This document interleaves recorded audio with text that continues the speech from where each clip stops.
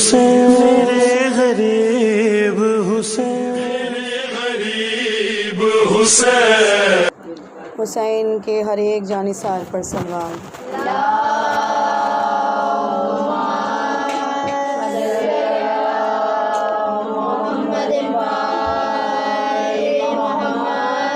خوشنودی امام زمانہ بلند ترین صلوات۔ اس کو پیچھے کرو ورنہ اس کا بیلنس نہیں بنے گا، پیچھے کرو ویڈیو کو ورنہ بیلنس نہیں بنے گا۔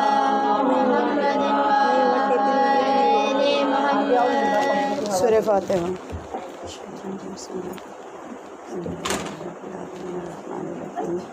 مالک یوم الدین ایاک نعبد و ایاک نستعین اهدنا الصراط المستقیم صراط الذین انعمت علیہم غیر المغضوب علیہم ولا الضالین۔ ہمارے دیگر صلوات۔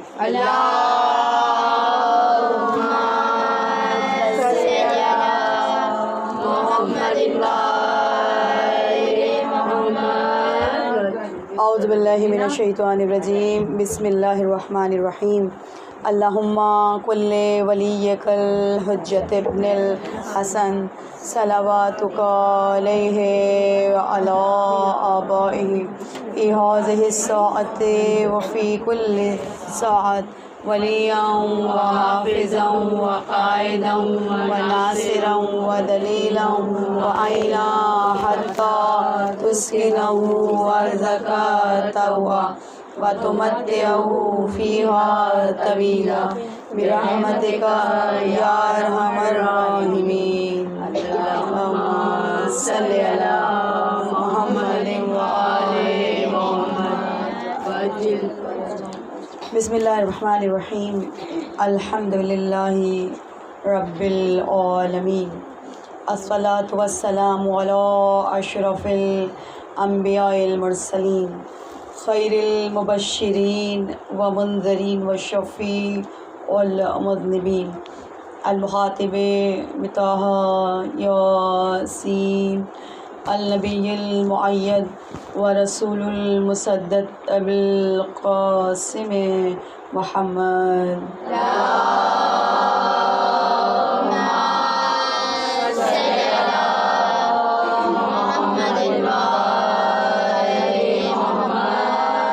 ثم الصلاۃ والسلام علی آلہ الطیبین الطاہرین المعصومین المظلومین، اما بعد فقد قال اللہ تبارک وتعالی فی الکتابہ المبین۔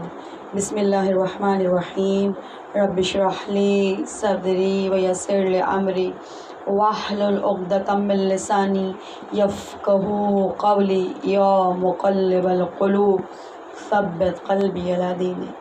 بسم اللہ الرحمن الرحیم۔ فمن یعمل مثقال ذرۃ خیرا یرہ ومن یعمل مثقال ذرۃ شرا یرہ۔ صلوات۔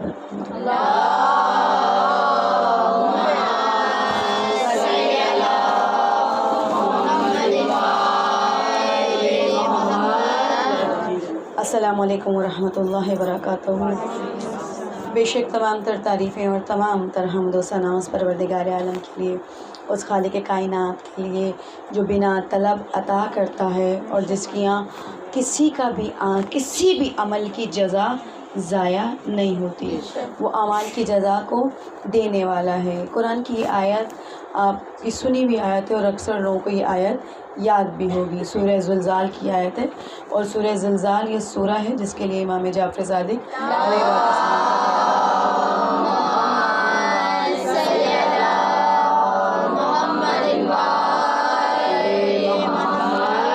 فرماتے ہیں جو اس سورے کو اپنی نافلہ نمازوں میں پڑھے گا کبھی بھی زلزلے سے نہیں مرے گا، کبھی بھی، اور جو عادی ہو جائے گا اس کو پڑھنے کا، اس سے دنیاوی کوئی بھی آفت اسے پریشان نہیں کرے گی۔ ناصر مکارم شیرازی نے اس کی تفسیر میں لکھا کہ یہ بہترین سوروں میں سے ایک سورہ ہے، اور آپ جانتے بھی ہیں سورہ زلزال کو اکثر جو لوگ ماشاءاللہ پڑھتے ہوں گے نماز جعفر طیار، جعفر طیار میں اس کو پڑھا جاتا ہے، اور نماز جعفر طیار وہ مجرب ترین نماز ہے، مجرب ترین نماز۔ خود امام فرماتے ہیں کہ جو اس نماز کو ادا کرے امام چھٹے امام کے بتائے ہوئے طریقے سے، اس کی دنیا کی تمام مشکلات حل ہو جاتی ہیں۔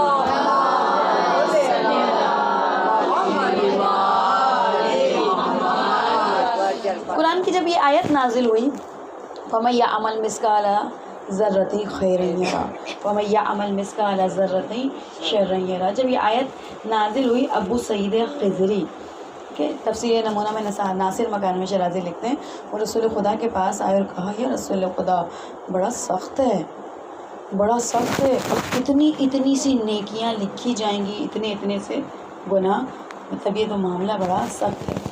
تو کہا کہ اللہ کتنا رحیم ہے۔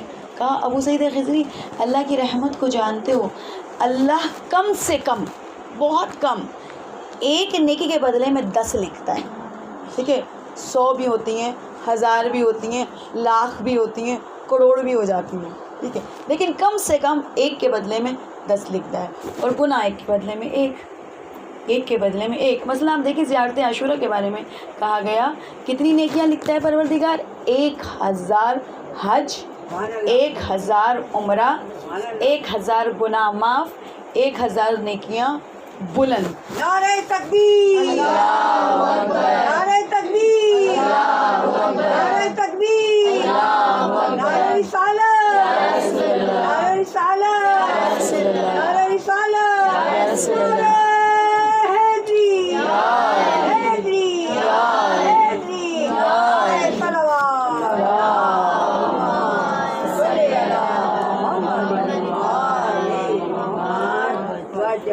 کیا ہے اس آیت کے اندر؟ غور و فکر کریں۔ رسول خدا فرماتے ہیں جو اس آیت پہ غور کرے گا دین کو حاصل کر لے گا، کیونکہ اپنے اعمال پر نظر کرے گا۔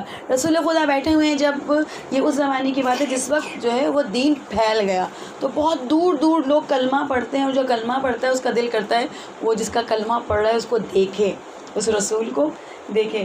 تو یہ شخص بھی جو ہے بہت دور سے کلمہ پڑھتا ہوا آیا تو رسول جو ہے وہ اپنے اصحاب کے بعد، یہ بہت دفعہ میں بیان کر چکی ہوں لیکن میرے موضوع سے متعلق ہے، اس مجلس میں بھی آپ سن چکے ہوں گے جو لاسٹ ٹائم آپ نے مجلسیں سنی ہوں گی۔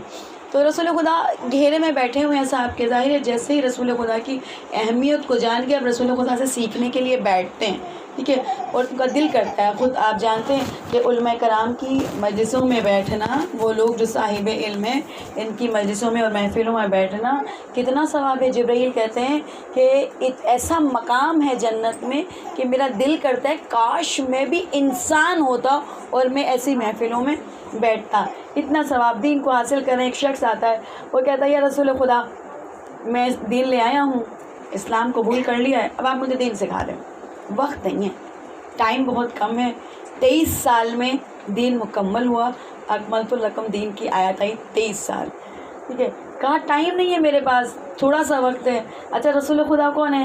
رسول خدا وہ ہیں جو جیسا سوال کرے گا ویسا جواب پائے، ہے نا۔ لوگ آتے ہیں رسول کے وصی کے بعد اور ایسا سوال لے کر آتے ہیں کہ کوئی لمبا جواب ہوگا، ٹھیک ہے، مولا کائنات بہت معمولی سے جواب دیتے ہیں۔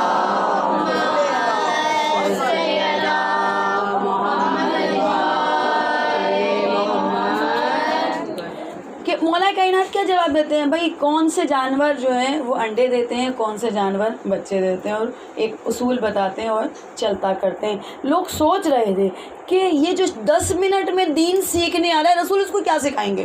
ہم تو اتنے سالوں سے بیٹھ کر دین سیکھ رہے ہیں، ہمیں تو دین اتنا اچھا آیا نہیں، اس 10 منٹ میں کیا سیکھ کے جائے گا، کیا سکھائیں گے رسول؟ سب کے ذہن میں یہ تھا رسول خدا جب اس نے کہا کہ میرے پاس وقت کم ہے اور مجھے بس چند منٹ ہے میرے پاس اور آپ مجھے سکھا دیں، تو مجھے لگا کہ رسول کہیں گے کہ بھئی اتنے سے وقت میں دین کیسے سکھاؤں گا، رسول انکار کر دیں گے۔ لیکن رسول خدا نے ابو ذر غفاری کو اٹھایا، جاؤ اس کو دین سکھا دو۔ ابو ذر غفاری کون ہے؟ ایمان کے 90 درجے پر فائز ہیں، اشارہ رسول کو جانتے ہیں، کیا چاہتے ہیں رسول خدا جانتے ہیں۔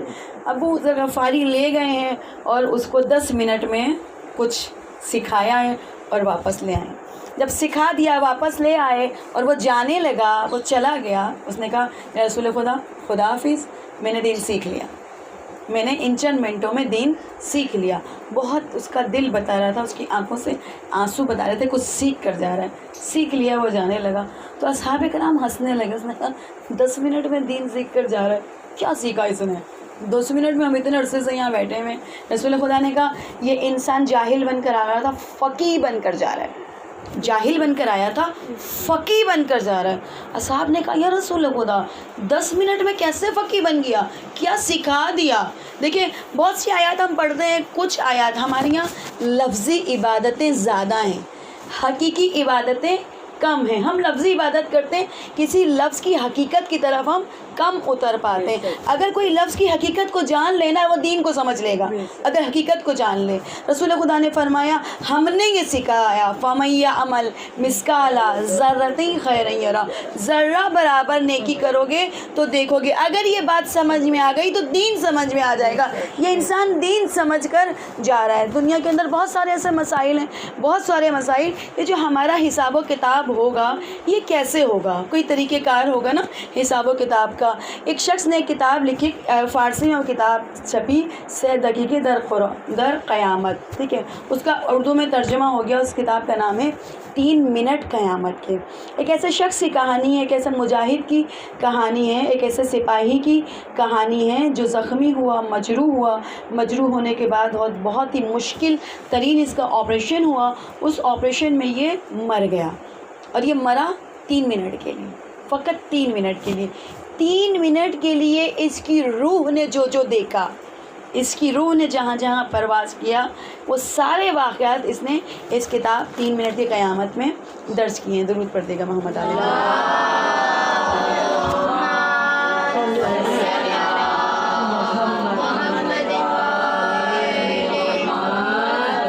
اچھا یہ غور سے سنیے گا، یہ کیسا شخص ہے؟ یہ ایک ایسا شخص ہے جس کا بچپن دینداری میں گزرا ہے. بچپن کا ماحول بہت دیندار ہے. بچپن سے ہی گھر کے اندر نماز اور روزے رائج ہیں. ماشاء اللہ ہمارے گھروں میں بھی خدا کا شکر ہے اب ایسے حالات ہیں، نماز اور روزے رائج ہیں. قرآن کی تلاوت، والدین کا احترام، یہ سب ہمارے گھر میں رائج ہیں. کہتے ہیں نماز شب کا پابند بھی ہے، نماز شب کا پابند بھی ہے. اور اتنا پاکیزہ نفس ہے. وہ ٹین ایج، جس کو ہم ٹین ایج کہتے ہیں، ٹین ایج کے اندر گناہوں کی طرف رغبت زیادہ ہوتی ہے، گناہ کی طرف کھچاؤ زیادہ ہوتا ہے، کشش زیادہ ہوتی ہے نا گناہوں کی طرف. اس ایج میں یہ 15 ایئرس کا ہے، اور یہ کہتا ہے کہ اس زمانے میں میرے نفس کے اندر ایک ایسی بات آ گئی تھی کہ یہ جو ایج ہے، یہ جو مجھے گناہوں کی طرف کھینچ رہی ہے، ایسا نہ ہو میں گناہ گار ہو کر دنیا سے جاؤں. تو میں دعا کرتا تھا اس زمانے کے اندر، اے اللہ تو مجھے موت دے دے، میں مر جاؤں. اور میں ملک الموت کو بہت یاد کرتا تھا، اے اسرائیل آپ کب آئیں گے اور کب میری روح قبض کریں گے اور اس دنیا سے، بے حیا دنیا سے مجھے لے جائیں گے. ایسا نہ ہو میری حیا اور پاکیزگی برباد ہو جائے. اور میں بہت خلوص سے عبادت کرتا تھا اس ایج کے اندر، بہت محبت سے، بہت خلوص سے عبادت کرتا تھا. میں نے اتنا گریہ کیا اس عمر میں، اتنا گریہ کیا، اتنا اب اسرائیل کو یاد کیا کہ میں نے ایک مرتبہ خواب میں دیکھا کہ بہت ہی حسین چہرہ میرے سامنے آیا، بہت ہی خوبصورت چہرہ. میرا دل چاہ رہا تھا میں اس کو گلے لگا لوں. میں اس کے قریب گیا، میں نے پوچھا آپ کون ہیں؟ آپ کا چہرہ میرے دل کو خوشی دیتا ہے، آپ کے چہرے سے مجھے سکون ملتا ہے. کہا کہ میں اسی کو جو تم دن رات یاد کرتے ہو اسرائیل، میں وہی ہوں. تو کہا میں ان کے قدموں میں گر گیا کہ میں آپ کو کب سے یاد کر رہا ہوں کہ آپ مجھے لے جائیں، آپ مجھے لے جانے کے لیے تیار نہیں ہیں اور میں آپ کے ساتھ جانا چاہتا ہوں. انہوں نے کہا تمہارا وقت نہیں آیا. مولا کائنات فرماتے ہیں جو رات قبر میں لکھی ہے وہ اوپر نہیں آئے گی، اور جو زمین پہ لکھی ہے وہ قبر میں نہیں آئے گی. وہ کہتا ہے میں نے بہت گڑ گڑایا تو انہوں نے مجھے ہٹایا تو میں گر گیا. اور صبح میں نے تعبیر دیکھی، میں نے اسی خواب میں دیکھا، وہ ٹائم دیکھا، وہ میرے ذہن میں محفوظ ہو گیا. اگلے دن میں نے دیکھا وہی ٹائم تھا، میں سڑک پر جا رہا تھا اور میری بائک کا ایکسیڈنٹ ہوا. اور وہ اتنا خطرناک ایکسیڈنٹ ہوا کہ میں اڑ کے کسی اور جگہ پڑا اور لوگوں کو یقین تھا کہ اب وہ میرے جنازے کو دیکھیں گے اور میں مر چکا ہوں گا. جب وہ میرے قریب آئے اور میں وہ کپڑے جھاڑ کر اٹھا تو انہیں یقین نہیں آیا کہ میں زندہ ہوں. میں نے وقت دیکھا،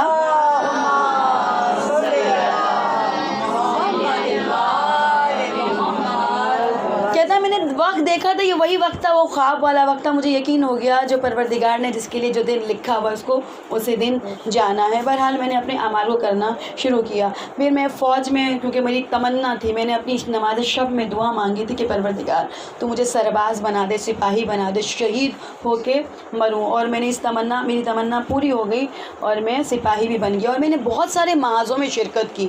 بدقسمتی میرے ساتھی شہید ہوئے، میں شہید نہیں ہو سکا. اور انہی محاذوں کے اندر ایک مرتبہ ریت کا طوفان آیا اور ریت کے طوفان سے میری آنکھوں میں وہ ریت چلی گئی جس سے میری آنکھوں میں انفیکشن ہو گیا. اور انفیکشن کی وجہ سے میں اتنی شدید، یعنی ایک مرتبہ مجھے لگا کہ ٹھیک ہو جائے گا اور معمولی سا ڈراپ مجھے ڈال دیا گیا.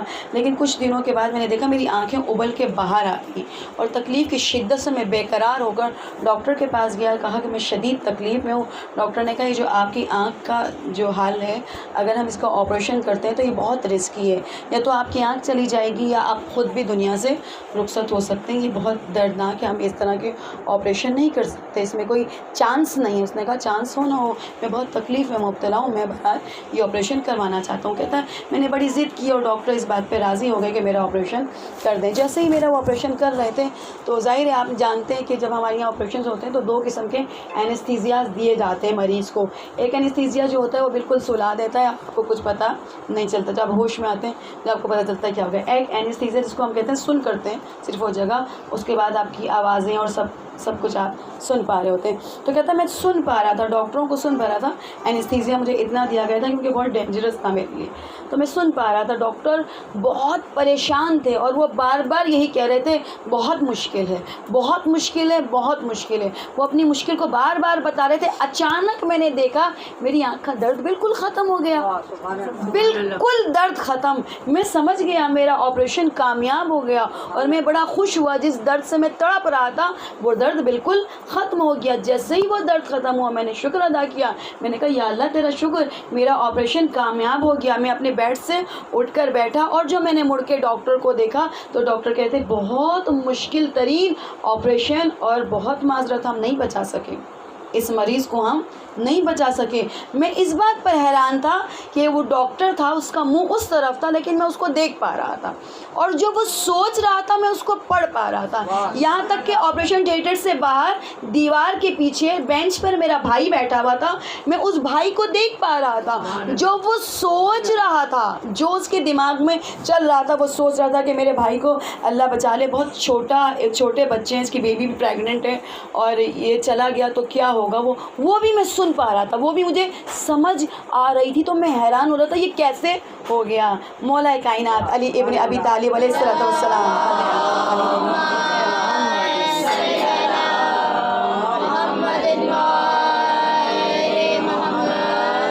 مولا فرماتے تم لوگ سو رہے ہو، مر جاؤ گے تو جاگو گے. یہ جو سارے اطراف میں لوگ ہیں نا، ان کے دماغ میں کیا چل رہا ہے جیسے ہی مریں گے سب پتہ چل جائے گا. باپ بیٹا بھائی شوہر جو سوچ رہے ہوں گے نا، سب کے پول اس وقت ہمارے سامنے کھل جائیں گے. تو وہ کہتا تھا یہ کیا ہوا، میں کیسے دیکھ پا رہا ہوں. عام طور پہ تو ایک انسان ہی نہیں دیکھ پاتا. میں نے جیسے ہی اپنا رخ پلٹا تو میں نے دیکھا وہی حسین نوجوان وہاں پر بیٹھا ہوا ہے. تو میں یاد کرنے لگا میں نے اس کو کہیں دیکھا ہے، ذہن پہ زور ڈالا تو مجھے یاد آیا کہ 15 سال کی عمر میں یہی شخص میرے خواب میں آیا تھا. جیسے جیسے عمر بڑھتی جاتی ہے،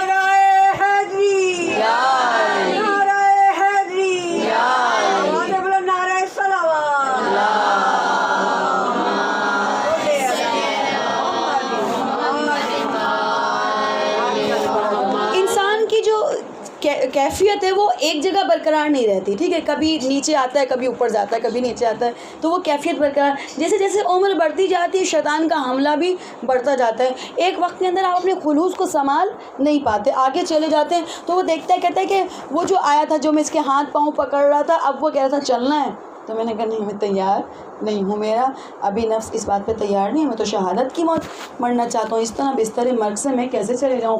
میں انکار کرا تھا لیکن میں دیکھا دو آئے ہیں افراد، 2 ملک آئے ہیں، انہوں نے مجھے اٹھایا ہے اور وہ مجھے لے کر چلے گئے ہیں اور ایک ایسی جگہ پر لے گئے ہیں جہاں پر ایک جگہ میں جنت کی خوشبو کو پا رہا ہوں اور ایک جگہ میں جہنم کی حرارت کو محسوس کر رہا ہوں. یہ دونوں جگہیں میرے سامنے ہیں. معصوم فرماتے ہیں کہ جو برزخ کا پیریڈ ہے، جس کو ہم مرنے کے بعد قبر کا پیریڈ کہتے ہیں، یا تو جنت کے باغوں میں سے ایک باغ ہے یا جہنم کے گڑھوں میں سے ایک گڑھا ہے. اور یہ اللہ نہیں بنائے گا، یہ جنت اور جہنم اللہ نہیں بنائے گا، اللہ فراہم کر رہا ہے، اگر آپ میری بات کو سمجھیں، یہ میرا عمل بنائے گا، جیسا عمل ہوگا ویسے ہی میری قبر ہوگی۔ آپ نے دیکھا کبھی بھی قبر کھودی جاتی ہے اس میں سانپ بچھو نکلتے ہیں؟ کبھی نہیں نکلتے، کبھی نہیں نکلتے۔ یہ تو میں لے کے جاؤں گی ساتھ، یہ سانپ اور بچھو، یہ گناہ، یہ سب میں ساتھ لے کے جاؤں گی، مجھے اتارا جائے گا، وہ بھی میرے ساتھ اتر جائیں گے۔ اگر آپ نے دیکھا ہو، اور اس طرح کی فلمیں بھی ایران نے بہت ساری بنائی ہیں، کس طرح ایک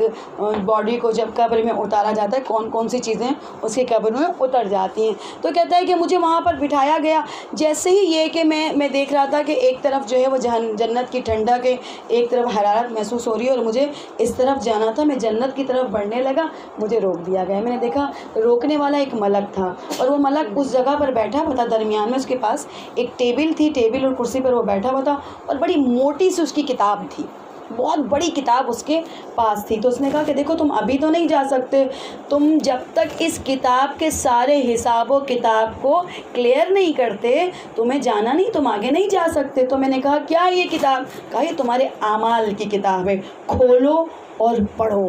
تو مجھے قرآن کی وہ آیت یاد آئی جو میرے استاد بارہا کہتے تھے، وہ وقت یاد کرو جب تمہارے اعمال کی کتاب تمہارے سامنے پیش کی جائے گی، خدا کہے گا کھولو اور پڑھو، خدا کہے گا کھولو اور پڑھو۔ بہرحال میں نے ڈرتے ہوئے اس کتاب کو کھولا، بہت ضخیم کتاب تھی، بہت موٹی کتاب تھی۔ میں نے اس کتاب کو کھولا، جیسے ہی میں نے اس کتاب کو کھولا، جو پہلا پنہ تھا اس سے پہلے میرے بہت سارے اعمال درج تھے جو میں نے نابالغی کے عمر میں کیے۔ وہ بچے جو بالغ نہیں ہوئے، آپ جانتے ہیں لڑکی جو ہے وہ 9 سال عمر پوری ہو جائے چاند کے حساب سے، 10ویں سال کا پہلا دن بالغ ہو گئی۔ اور آپ دیکھیے کتنا دقیق حساب ہے، دقیق حساب اتنا ہے، اگر صبح کی نماز سے 5 منٹ پہلے پیدا ہوئی تھی، 9 سال پورے ہونے کے بعد 5 منٹ پہلے اس کے 9 سال پورے ہو گئے، صبح کی نماز واجب ہے۔ اب صبح کی نماز قضا کی تو گناہ گار ہوگی۔ کہتا ہے میں نے پہلا پیج کھولا، کیونکہ میرے وہ نابالغی کے جتنے بھی اعمال کیے تھے وہ سب لکھے تھے، گناہ کوئی نہیں لکھا تھا۔ نابالغی میں میں نے کوئی گناہ بھی کیا ہوگا، وہ گناہ نہیں لکھا تھا، صرف اور صرف میری نیکیوں سے وہ پچھلا وہ جو کتاب تھی، آدھی سے زیادہ کتاب وہ نیکیوں سے میری بھری ہوئی تھی، اور اس کو مٹایا نہیں گیا تھا، وہ ویسے ہی رکھی ہوئی تھی۔ اپنے بچوں کو بچپن سے نیکی کا عادی بنائیں، تاکہ نہیں معلوم کس وقت ہمیں کس چیز کی ضرورت پڑ جائے۔ کہتا ہے جس میں نے پہلے ہی پرچہ کھولا تو میں نے دیکھا اس میں لکھا ہوا تھا 13 سال 8 مہینے 6 دن، یا 13 سال 6 مہینے 8 دن، یہ ایک فگر جس نے بتائی وہ لکھی ہوئی تھی۔ تو میرے ذہن میں آیا کہ 15 سال کی عمر میں جو ہے وہ لڑکا بالغ ہوتا ہے، تو ملک نے فوراً میرے ذہن کو پڑھا اور کہا جسے تم سمجھتے ہو ایسا نہیں ہے، لڑکوں کے لیے بلوغت کی نشانیاں ہیں، اور آج کل کے میڈیا نے ہمارے بچوں کو جلدی جوان کر دیا ہے، ہمارے بچوں میں بلوغت کی نشانیاں جلدی واضح ہو جاتی ہیں۔ تو کہا کہ میں نے ملک سے پوچھا، میں نے دیکھا، تو اس نے میری کتاب کو دیکھا، تو کہتا ہے کہ کیونکہ میں نماز کا پابند تھا، اور میں بہت خلوص سے اس عمر میں بہت خلوص سے نماز پڑھتا تھا، یہاں تک کہ میرے ملک نے کہا کہ تمہاری نمازیں بہت اچھی ہیں، میں بہت خوش ہو رہا تھا۔ لیکن جب میں پہلے پیج کو پڑھ رہا تھا تو میں نے دیکھا اس میں اتنا دقیق حساب لکھا ہوا تھا، اتنا باریک، میں نے پانی پیا تو گلاس کیسے پکڑا، رکھا تو کیسے رکھا، اٹھا تو کیسے اٹھا، کس کی جانب دیکھا، کس کی جانب نہیں دیکھا، کسی نے نظر انداز کیا، کیا کیا، اتنا باریک حساب لکھا ہوا تھا کہ میں بار بار پڑھ کر حیران ہو رہا تھا۔ لیکن میں اس بات پہ خوش تھا، خدا کا شکر میری نمازیں قضا نہیں تھی۔ بلوغت سے پہلے کیونکہ میں عادی تھا نماز کا، روزوں کا عادی تھا، تو یہاں پر پہلے دن بھی میری نماز قضا نہیں تھی، کیونکہ میں صبح کی نماز کبھی میری قضا ہوتی نہیں تھی، اور کبھی شاذ و نادر قضا ہو جاتی، صبح سے لے کے رات تک میرے دل میں ناراحتی رہتی، میں بہت غمگین رہتا، اس نماز کے قضا ہونے پر میں بہت غمگین رہتا۔ تو جب میں نے اپنا پہلا پیپر دیکھا تو بہت اچھا تھا، وہ بہت خوبصورت تھا، بہت اچھے اعمال اس کے اندر لکھے ہوئے تھے۔ بالغ ہوئے ہیں بچے جو بیٹھے ہوئے نا، ذرا غور سے سنیں، وہ جو بچے 9 سال کی لڑکیاں ہو چکی ہیں ان کے لیے سب سے پہلا مرحلہ شروع کہاں سے ہوگا، یہ کتاب آپ کی بن کہاں سے رہی ہے، اور پھر کرنا کیا ہے۔ کہتا ہے کہ میں نے وہ پہلا پیج جس کے اوپر اتنے اچھے اور خوبصورت اعمال لکھے ہوئے تھے، میں چاہتا تھا دوسرا پرچہ پلٹوں، پہلے پرچے کے اعمال غائب ہو گئے، جب پہلے پرچے کے اعمال غائب ہوئے تو میں تو چیخا، میں نے کہا یہ کیا کر رہے ہو ملا کہ میرے تو اتنے اچھے اعمال، جس دن میں بالغ ہوں اتنے اچھے اعمال کیے ہیں، تمہیں نے خود ہی کہا نماز بھی ہے، میری تمام عبادات بھی اس کے اندر ہے، سب کچھ موجود ہے اس کے اندر، تم نے اس میرے سارے اعمال کو کیوں مٹا دیا؟ کہا جس دن تم بالغ ہوئے تھے اسی دن تم نے اپنے ایک دوست کی غیبت کی تھی، اسی لیے سارے اعمال تمہارے مٹا دیے گئے۔ درود پڑھتے گا محمد علیہ۔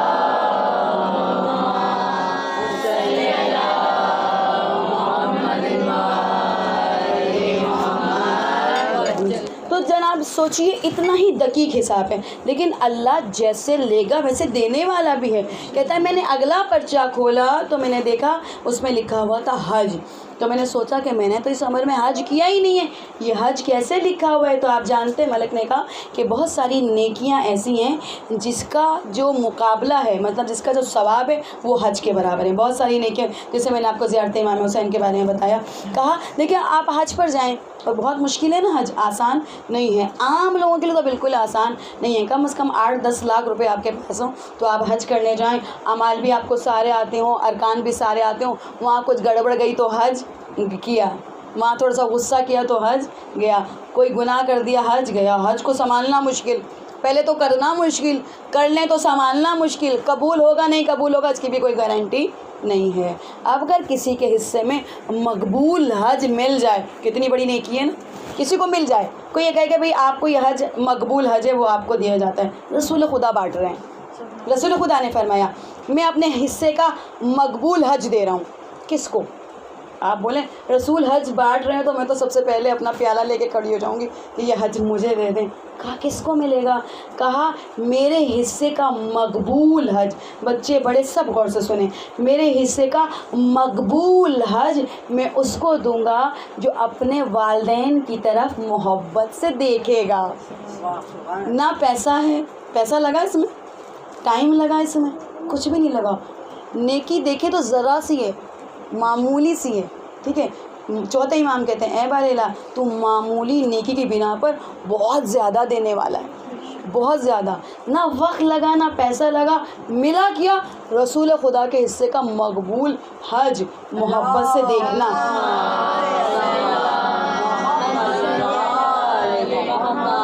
اللہ نہ کرے یہاں پر کوئی ایسا بچہ بیٹھا ہو جو اپنے والدین کو غضب کی نظر سے دیکھتا ہو، بد نصیبی ہے ہماری۔ ایک وقت تھا کہ بچوں کی محبت کی نظریں ملتی تھیں، ماں کی نظریں غضب کی ہوتی تھیں، آج بچوں کی نظریں غضب کی ہیں۔ ایک وقت کھاتا تھا ہم ڈرتے ڈرتے اپنی والدہ کے پاس جاتے تھے اور پوچھتے تھے یہ کام کریں یا نہ کریں۔ اب والدین بچوں کی طرف جاتے ہیں ڈرتے ڈرتے، بیٹا یہ کام کر لیں نہ کر لیں، پھر کہتے ہیں بچوں کو برا نہ لگ جائے۔ کتنی بد نصیبی کا وقت آ گیا ہے، کتنی بڑی بد نصیبی کا وقت آ گیا ہے۔ ایک وقت مولا نے فرمایا خبردار اپنی آواز کو اس آواز سے بلند نہیں کرنا جس نے تمہیں بولنا سکھایا، اس ماں نے تمہیں بولنا سکھایا، اس سے آوازوں کو بلند کرتے ہو۔ لطیفے بنتے ہیں ہمارے یہاں، ماں باپ کو ساری زندگی تنگ کرتے رہتے ہیں، اذیت دیتے رہتے ہیں، پریشان کرتے رہتے ہیں، ایک منٹ چین سے جینے نہیں دیتے، گاڑی کے پیچھے لکھواتے ہیں ماں کی دعا جنت کی آواز۔ لطیفہ ہے یہ۔ لطیفے کے علاوہ اس جنت کو آپ نے اس کی کب قدر کی، کب جنت کو جانا، کب آپ نے اس جنت کو سمجھا، اس جنت کی قدر نہیں کی۔ اور ہم الفاظوں میں کہا الفاظوں میں گھرے ہوئے، لفظوں میں گھرے ہوئے، لفظی باتیں سب کے پاس بہت ہیں، بہت بڑی بڑی باتیں، وہ لوگ جو اپنے والدین کی قدر بھی نہیں کرتے، آپ ان کے پوسٹ پڑھیں تو آپ حیران ہو جائیں گے کہ اچھا یہ پوسٹ ہے ان کی، اتنا کر رہے ہیں، خود عمل بالکل خالی ہے۔ اسی طرح آپ دیکھیں عیاشی کر رہے ہوتے ہیں، عیاشیوں میں زندگی گزار رہے ہوتے ہیں۔ آپ ایکٹرز سے بھی سن لیں، یہ ایکٹرز بھی بولتے ہیں ھذا من فضل ربی، یہ میرے خدا کا فضل ہے، یہ گناہ جتنے بھی میں نے کیے نعوذ باللہ یہ سارے گناہ خدا کا فضل ہے۔ یہ لطیفے بنتے ہیں۔ آپ سوچئے اگر اس زمانے کے اندر جو انسان اپنی ماں کی قدر نہیں کرے گا، زمانے کے امام کی قدر نہیں کرے گا، اور جو ماں کی قدر نہیں کرے گا، امام زمانہ اس کو بلائیں گے اپنے پاس؟ نہیں بلائیں گے، نہیں بلائیں گے۔ اب وقت دور نہیں ہے، میں نے آپ کو پچھلے سال بھی کہا تھا مجھے لگتا ہے وقت کم ہے، اس وقت کرونا نہیں آیا تھا جب میں نے پچھلے سال مجلس پڑھی تھی، اور اس سال مجھے لگا بہت جلدی میرا وہ جملہ پورا ہو گیا، وقت نہیں ہے، وقت نہیں ہے۔ میزان الحکمت کی روایت پڑھ رہی تھی، میں حیران ہو گئی، سمجھ جانا جس وقت کعبے کے راستے بند ہو جائیں اور کعبہ خالی ہو جائے، ظہور امام نزدیک ہے۔ کعبہ خالی ہو جائے، اب تم سمجھ لینا آنے والا ہے۔ دیکھیے کتنا کم وقت ہے، نہیں معلوم بچے یہ نہ سوچیں کہ اب جوان ہوں گے، بچے یہ سوچیں خدمت امام میں پیش ہونا ہے، کیسے پیش ہونا ہے، خدمت امام میں کیسے پیش ہونا ہے۔ انشاءاللہ اپنے آپ کو چہلم کے لیے سارے تیار کر رہے ہیں، پسمشی کے لیے تیار کر رہے ہیں، امام کے لیے تیار کریں اپنے آپ کو، اپنے دل کو۔ امام وقت دور نہیں ہے، امام کی آواز کبھی بھی بلند ہو جائے گی۔ آپ اپنے آپ کو سوچیں کیسے تیار ہونا ہے، بہت تفصیل سے بیان کروں گی، لیکن آج سوچیں کیا کرنا ہے۔ میری ایک دوست ہیں، وہ جو ہے وہ نرسنگ کا کورس کرنے کے لیے تیار ہیں، نرسنگ کرنا چاہتی ہیں، تو میں نے ان سے پوچھا کیوں نرسنگ کر رہی ہیں؟ کہ امام زمانہ کا ظہور ہوگا، جنگ ہوں گے، زخمی آئیں گے، نرسوں کی ضرورت ہوگی۔ یہ سوچ ہے، دنیا کے لیے نہیں۔ ڈاکٹر بننا ہے، امام کو ضرورت پڑے گی۔ ایک ٹیکنیکل بننا ہے، امام کو ضرورت پڑے گی۔ آپ نے کمپیوٹر سیکھنا ہے، آپ کو ہیکنگ آنی چاہیے، امام کو ضرورت پڑے گی۔ نہیں معلوم کس انسان کی ضرورت پڑے گی۔ ہم تو کچھ نہیں کر سکتے، جھاڑو تو لگا سکتے ہیں، ہو سکتا ہے جھاڑو دینے والے کی ضرورت پڑے گی۔ معمولی نہیں ہے یہ کام، معمولی نہیں ہے۔ کربلا اور شام میں جا کے دیکھیں، بہت بڑے بڑے آفیسر کئی ڈالر دے کر یہ نوکری خریدتے ہیں، جھاڑو دینے والی، چپل کو رکھنے والی۔ ہو سکتا ہے فوجیوں کی چپل سنبھالنے کی نوکری مل جائے، کوئی کم نوکری نہیں ہے۔ نہیں معلوم، امام ہٹائیں نا، بس امام ہٹائیں نا، امام معمولی سی نوکری دے دیں، گرد صاف کرنے کی نوکری دے دیں، جوتا صاف کرنے کی نوکری دے دیں، تیاری کریں، تیاری کی ضرورت ہے۔ اب وقت نہیں ہے، تیار ہو جائیں، نوکری کرنی ہے۔ اور جب نوکری کرنی ہے تو کیسے کرنی ہے؟ آپ دیکھیں، کوشش کروں گی ان 5 مجالس کے اندر ہر ایک اس صحابی کا تذکرہ کروں، اس کربلا کے شہید کا تذکرہ کروں جس کا تذکرہ آپ نے بہت کم سنا یا بالکل نہیں سنا۔ اس میں ایک تذکرہ ہے حلال بن نافع بجلی۔ یہ جو ہے اس قبیلے سے اصل یمنی ہے، اصلاً طور پر یمنی ہے، لیکن کے قبیلے کا نام جملی ہے، ٹھیک ہے۔ مزہج قبیلے کی ایک شاخ ہے جملی۔ حافظ قرآن ہے، اور حافظ قرآن کس عمر میں ہے؟ شادی کو کچھ چند دن ہوئے ہیں، شادی کو چند دن ہوئے ہیں۔ حافظ قرآن ہے، جوانی کے عالم میں حافظ قرآن ہے، خوبصورت آواز میں قرآن کی تلاوت کرتے ہیں، اور اپنے قبیلے کے معمولی انسان نہیں، سرداروں میں سے معمولی انسان نہیں ہے۔ دیکھیں، اگر انسان کمتر ہو نا، کسی سے ہر چیز کو چھوڑ کے جانا آسان ہوتا ہے۔ پوری دنیا کی شہرت ہو، ساری دولت ہو، اس کو ٹھوکر مار کے امام کے پاس جانا، یہ اصل میں امام کا بننا ہے۔ حلال بن نافع نے کوفے کو کب چھوڑا؟ کوفے میں رہتے تھے۔ کوفے کو کب چھوڑا؟ مسلم بن عقیل کی شہادت سے 2 دن پہلے، مسلم بن عقیل کی شہادت سے 2 دن پہلے، اور یہ امام کے پاس ملتا ہے مکے میں جا کے۔ امام مکے سے نکلے، ادھر یہ پہنچے، اور 4 لوگ تھے ان کے ساتھ، یہ 4 لوگوں کے ساتھ ملے، اور جب یہ مل گئے اور مولا کائنات امام حسین علیہ السلام کے پاس پہنچے، یہ ملے، گلے ملے، اور اسی لمحے یہ ہلال موجود تھے جب امام نے وہ خطبہ دیا تھا اور کہا تھا تم دیکھ نہیں رہے، حق پر عمل نہیں ہو رہا، باطل جو ہے وہ مکمل بڑھتا چلا جا رہا ہے، خبردار یاد رکھنا، جب باطل کو میں مفہوم بیان کروں، جب باطل کو شے مل جائے تو تیار رہے مومن لقائے پروردگار کے لیے، لقائے اللہ کے لیے۔ لوگوں میں دین دیکھو گے تو دین لوگوں کے اندر زبان کا چسکا بن گیا ہے، دین جو ہے وہ زبان کا چسکا ہے، جو اس حالت میں اگر مدد نہیں کرتا۔ یہ امام خطبہ دیتے، اس کا مفہوم میں آپ سے بیان کر رہی ہوں۔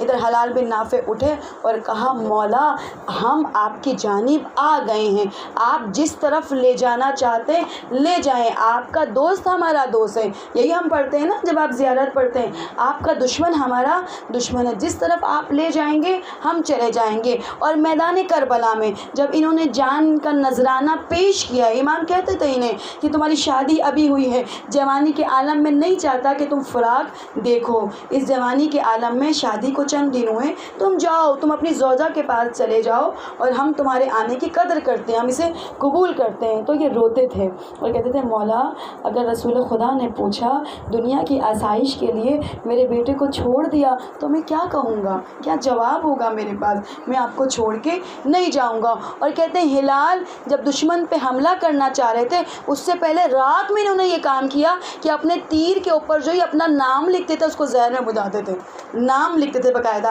یہ ہلال کی طرف سے چلایا گیا تیر ہے۔ اور جب میدان میں داخل ہوئے تو انہوں نے کہا جو جانتا ہے وہ جانتا ہے، جو نہیں جانتا وہ جانے میں ہلال بن نافع ہوں، میں مزہج قبیلے سے ہوں اور میں علی کی ولایت والے دین پر ہوں، میں یقین سے اس دین پر ہوں، میرا دین وہی ہے جو میرے آقا حسین کا دین ہے۔ اور تیر چلاتے جاتے تھے اور جو ہے وہ رٹس پڑھتے جاتے تھے۔ جب ان کے تیر ختم ہو گئے تو تلوار انہوں نے چلائی، اور جب تلوار چلاتے چلاتے روایتوں نے لکھا ہے تقریباً 12 سے زیادہ انہوں نے مخالف کے لوگوں کو جو ہے واصل جہنم کیا، کئی لوگ زخمی ہو گئے، کئی لوگ۔ شیو نے انہیں پکڑا، کس طرح پکڑا؟ ان کے بازوؤں پہ وار کیا۔ کربلا میں 2 ایسے ہیں، مولا کے عباس کے تو بازو قلم ہو گئے تھے، بازو تھے نہیں، ان کے بازو کو اس طرح حملہ کیا، ان کے بازو ٹوٹ گئے اور شیو کے سامنے کھڑا کیا گیا۔ کہا کیوں ظلم کرتے ہو، بازو تمہارے ختم ہو گئے۔ کہا ابھی بھی میں اس بہت ضعیف بازو کے ساتھ بھی 12 مار چکا ہوں، 12 اور مار سکتا ہوں، 12 مار چکا ہوں، 12 اپنے آقا کے دین پر کام ہوں، غم نہیں ہے مجھے آپ دیکھیں اگر اس حال میں پکڑا جائے کتنا خوف زدہ ہو جاتا ہے انسان۔ مولا کی محبت میں رہنے والا خوف زدہ نہیں ہوتا، مولا کی محبت میں جانے والے کو دنیا مرنے کا غم نہیں ہوتا۔ ذبح میں دیکھیں محسن حجازی کو دیکھیں، ان کا سر آیا مسکراتا ہوا چہرہ ہے، ذبح کیا گیا ہے انہیں، داعش نے ذبح کیا ہے لیکن مسکراتا ہوا چہرہ ہے، ذبح کر دیا گیا۔ شب نے کہا ان کا سر تن سے جدا کر دو اور ان کا سر تن سے جدا کر دیا۔ لبیک یا حسین، لبیک یا حسین، لبیک یا حسین، لبیک یا حسین، نعرہ حیدری، حیدری، حیدری، نعرہ صلوات۔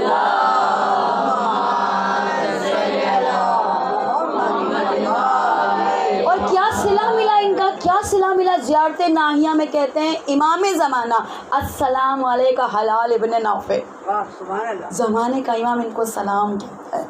کہا خدا نے جو کام آپ کرتے ہیں اس کا صلہ ملتا ہے، ہلال کو سلام کر رہے ہیں۔ یہ وہ جگہ ہے، یہ وہ حیثیت ہے جہاں پر آپ بیٹھے ہوئے، جہاں آپ کو وہ مقام ملتا ہے آپ تصور سے باہر ہے۔ اس مقام کو حاصل کرنے کے لیے روئیں، یہ رونے کی جگہ ہے۔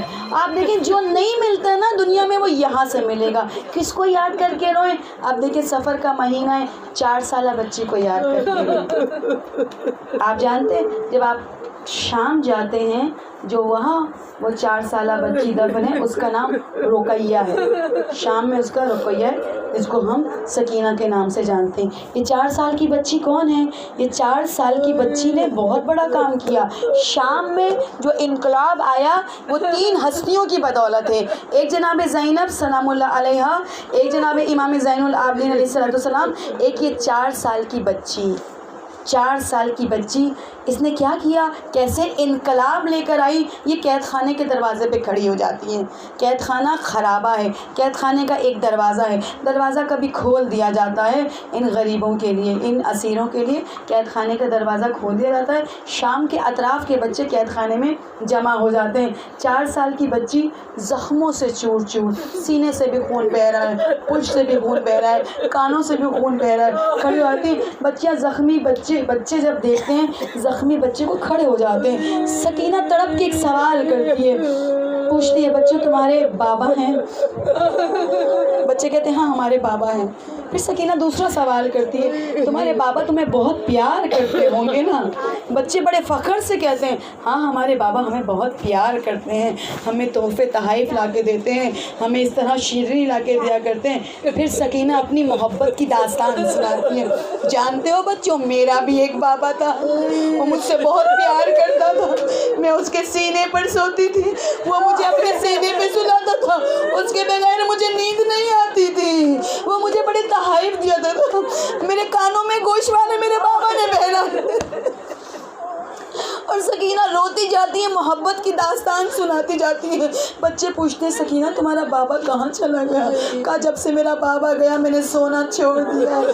کہاں گیا تمہارا بابا؟ تمہارے ظالم امیر نے میرے بابا کو 3 دن کا بھوکا پیاسا کربلا کی جلتی ہوئی ریت پر ذبح کر دیا۔ یہ بچے اپنی ماؤں کی گود میں جاتے ہیں، سکینہ کی داستان کو سناتے ہیں، مائیں اپنے شوہروں سے گفتگو کرتی ہیں، قید خانے میں کون سی مظلوم ترین یہ بچی ہے؟ پتہ چلتا ہے عصمت و طہارت ہے، عصمت و طہارت کا خانوادہ، رسول کا خانوادہ قید ہے۔ خواتین کھڑی ہو گئی، کہا اگر یہ آزاد نہیں ہوئے تو ہم جنگ کریں گے، ہم میدان میں آئیں گے۔ یہ 4 سال کی بچی کبھی پرندوں کو اڑتا ہوا دیکھتی ہے تو کہتی ہے اماں یہ پرندے اڑ کر کہاں جاتے ہیں؟ کہا یہ پرندے اپنے گھر کو جاتے ہیں۔ بچی سوال کرتی ہے اماں ہم اپنے گھر کو کب جائیں گے؟ ہم اپنے گھر کو کب جائیں گے؟ میں کہوں بی بی سب چلے جائیں گے، آپ نہیں جائیں گی۔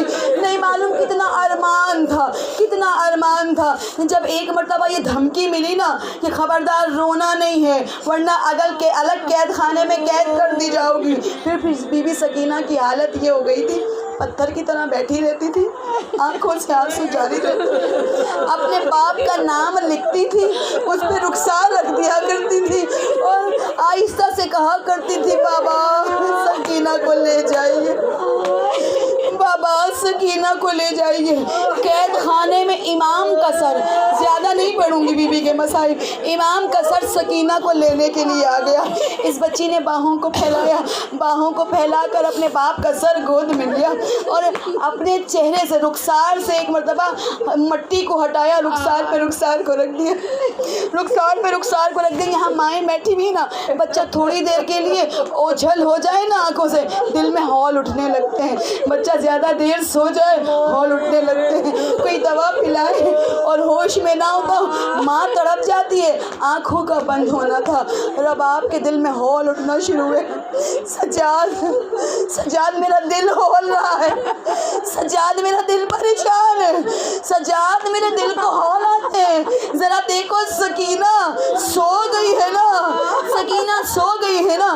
امام نے زنجیروں کو سنبھالا، آپ کی زحمتیں تمام، بی بی رباب کو پرسہ دینا ہے، اور صرف بی بی رباب کو پرسہ دینا نہیں ہے، جس حسین کو آپ روتے ہیں نا، آج حسین اپنی بیٹی کا پرسہ لینے کے لیے آیا، حسین کو دل کھول کے پرسہ دینا، رونے میں شرم نہیں کرنا، اور جتنا رونا ہے اتنا زمانے کے امام کو پکارنا، امام آ جائیے۔ اس بچی جس کو تماچے مارے گئے تو ایسے مارے گئے، نہ لال ہوا نہ نشان پڑے، نیلا ہو گیا چہرہ، نہیں معلوم کتنی سختی سے 4 سال کی بچی ہے، ذرا تصور کیجئے کہ 4 سال کی بچی، نہیں معلوم کتنی سختی سے تماچے مارے گئے تھے، چہرہ لال ہو گیا۔ میرے مولا زنجیروں کو سنبھالتے ہوئے پہنچے، ہاتھ رکھا، اور اب مجھے نہیں معلوم میرے مولا کے دل پہ کیا گزر گئی، چھوٹے امام کے دل پر کیا گزر گئی مجھے نہیں معلوم، آنکھوں سے آنسو بہ رہے تھے۔ بی بی نے پوچھا، بی بی زینب پوچھتی ہے سجاد بتاؤ سکینہ سو گئی ہے نا، سکینہ سو گئی ہے نا؟ امام کی زبان سے بس ایک جملہ نکلا، ایک جملہ، بڑا بھاری تھا یہ جملہ، آسان نہیں تھا کہنا۔ امام سجاد نے کہا پھوپھی اماں انا للہ و انا الیہ راجعون۔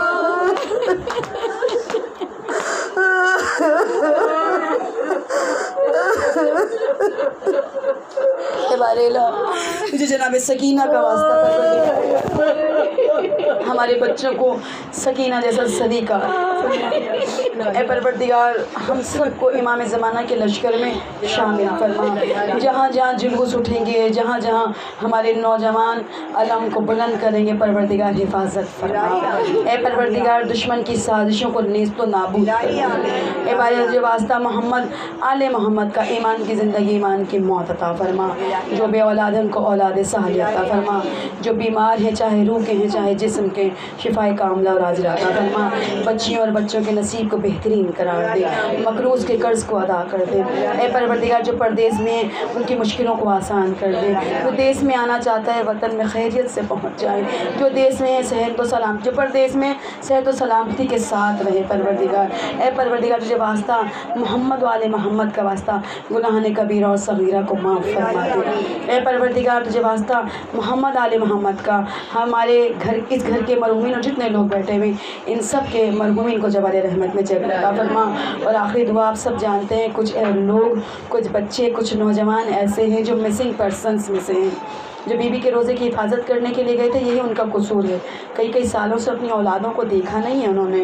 پروردگار میرے بھائی سمیت جتنے بھی لاپتہ ہیں پروردگار جلد بازیاب ہو جائے، جلد رہائی کی خبر ملے۔ امام زمانہ کے ظہور میں تعجیل فرما، ان کے نور سے ہماری آنکھوں کو منور فرما، ہمیں ان کے خادمین اور ناصرین میں جگہ عطا فرما۔ ربنا تقبل منا انک انت السمیع العلیم وسیعلم الذین ظلموا ای منقلب ینقلبون لعن اللہ امة قتلتک لعن اللہ امة ظلمتک لعن اللہ امة سمعت بذلک فرضیت بہ ماتم۔